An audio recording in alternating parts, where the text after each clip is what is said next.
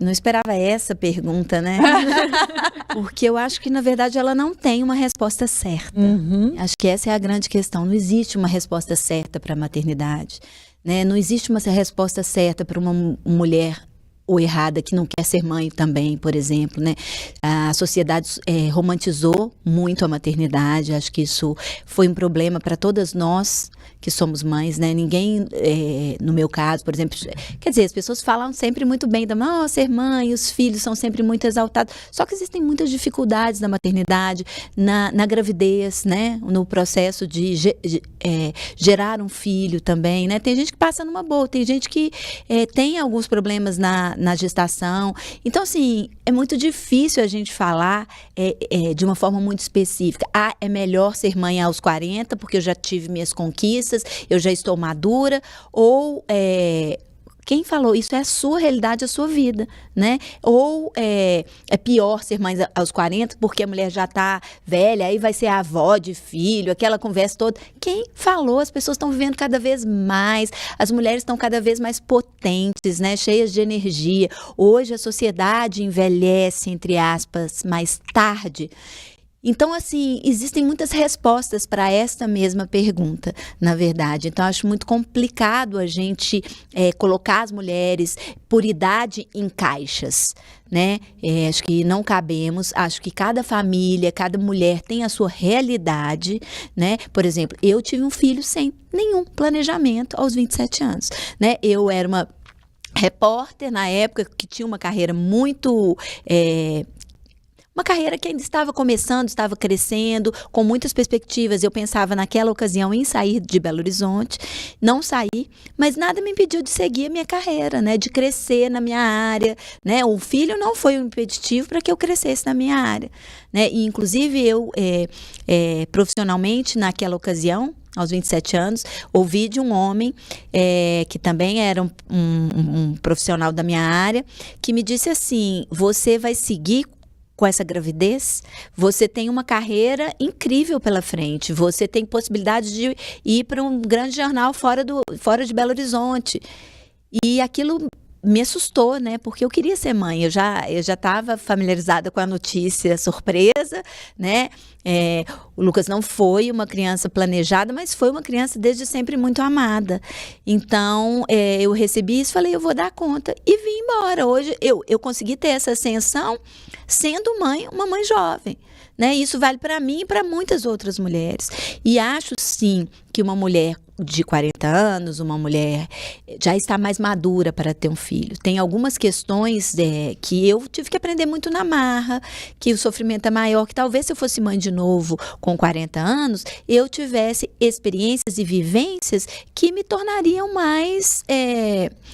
vou tentar achar a palavra certa aqui, mas que me tornariam mais madura nos processos com o meu filho, né? Que me permitiria tomar decisões sem bater tanto a cabeça. Talvez, mas isso não é uma garantia, não é uma garantia de nada, porque principalmente a primeira maternidade, quando ela acontece, é um aprendizado para uma mulher de 19, para uma mulher de 27, para uma mulher de 31 e para uma mulher de 39, 40 anos.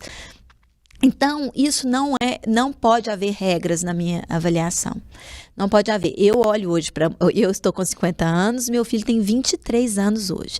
Mas eu olho para as minhas amigas, eu tenho muitas amigas com filhos pequenos ali de 10, de 2, de 7, de 8.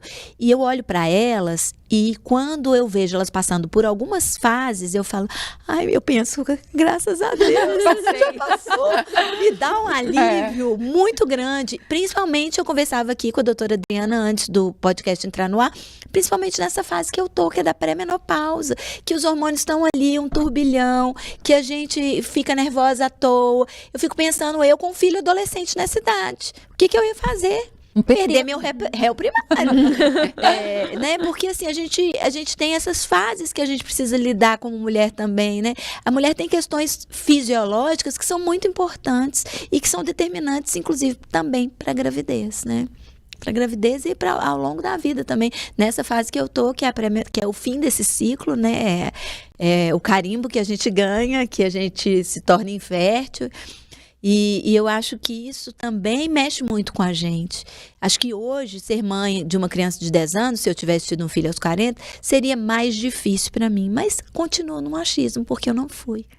É uma não tem como imagem. falar, né, desse lugar. Não tem parâmetro para poder comparar. Eu acho essa pergunta que a Zaccaroni traz, ela é muito interessante, porque a boa hora, aí, na minha opinião, é a hora que dá, quando a gente quer. E se quiser.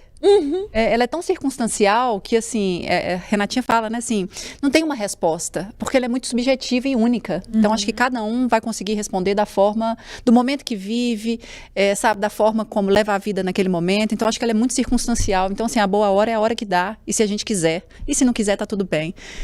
E ao contrário da Renatinha, meu filho nasceu, e assim, depois de muita luta. Eu sempre quis ser mãe. Talvez em um período aí ficou, né, assim, adormecido por falta de um companheiro, né, naquela idealização da constituição de uma família. Aquilo não aconteceu até a hora que eu falei assim, agora vai. Vai com, vai sem, mas vai.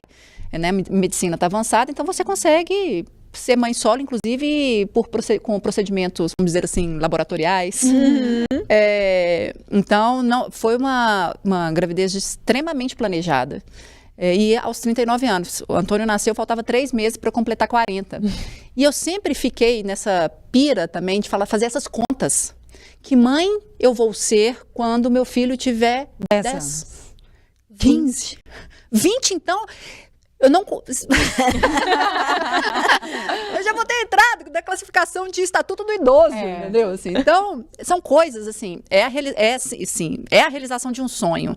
Mas, ao mesmo tempo, quando paro para fazer projeções de futuro, é algo que mexe com a minha cabeça. Falo assim, que mãe eu vou conseguir ser para o meu filho? E até chegar lá. Porque tem esses aspectos da maturidade, talvez de uma resolutividade para algumas coisas, mas faltam outras. Talvez a própria energia, né, o vigor da juventude que faz você, sabe, se jogar para muita coisa. E talvez você com 40, né, o apelido do meu companheiro, por exemplo, é vovô garoto. Deixou de ser pai, é vô. Os meninos amigos dele, tudo é o vovô garoto. Eu acho. Mas tem que explicar, né, gente? Quem está assistindo é porque o Henrique, companheiro da Flaviana, ele tem cabelos e barbas grisalhas. Só grisalhas. Então, e é engraçado que quando a gente chegou, até brinquei, falei assim, vamos ter mais um e tal. E falei assim, você que tá doido? Isso aqui. E como que muda, né? Assim, ele completou 3 anos. Em 3 anos, como que a gente mudou? Né? Porque assim, a dinâmica também, né? Da vida, as entregas. Vou falar uma coisa que eu acho que pode te animar? Eu acho que sim, se você pensar do ponto de vista da idade, realmente isso pode parecer distante, a energia pode parecer, principalmente para um filho pequeno, né? Mas olha que engraçado, como os avós criam energia da alma, né? Para acompanhar esses netos. E uma outra coisa, eu acho que por isso que eu falo tanto aqui, que a gente precisa acompanhar os tempos, a gente tem que ser contemporâneo. Quando a gente é contemporâneo, pode até nos faltar energia física, mas o mais importante é que você tenha energia mental para acompanhar seus filhos, para acompanhar as gerações que vão chegando, porque se você tiver, e essa relação de afeto estiver bem estabelecida, não existe uma guerra entre pais e filhos que se amam, né? Eu acho que isso é o mais importante de ficar dentro desse contexto.